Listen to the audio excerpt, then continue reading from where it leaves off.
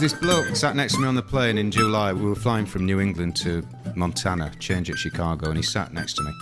And I reached into the pocket in front and I pulled out the in-flight magazine and I immediately put it back and I turned around and I said to Hilary, "Oh, it's the same magazine we had when we crossed the Atlantic. I've read it all." And he says, "Do you want some reading material?" I said, oh, that's very kind of you. And he said, "Yeah, got lots of magazines here." And he passed across Responsible Handgun Owner and a copy of Vanity Fair. Well, I left all the gun magazines on the table, and I think Hilary picked up Vanity Fair and started reading it, and silence fell for a bit.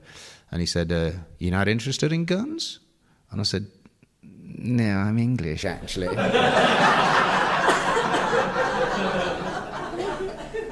I said, "It's very kind of you to offer the magazines, but we don't have guns in England, really." He said, "You don't have guns?" I said, "Well, there are guns there, but, generally people don't own guns. You have to have a very special reason to get a gun licence, and the police are very strict. And we don't have guns, really." "Oh," he said, "I find that very interesting, that your police must have guns." I said, "Well, they have access to guns, but they don't carry guns as a rule." And he said, and you don't own a gun?" I said, "No, I don't own a gun." I said, "I've never even touched a gun. I've never seen a gun."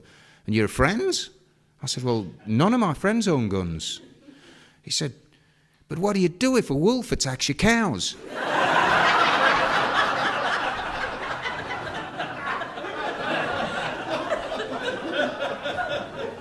I said, "We don't have cows in England."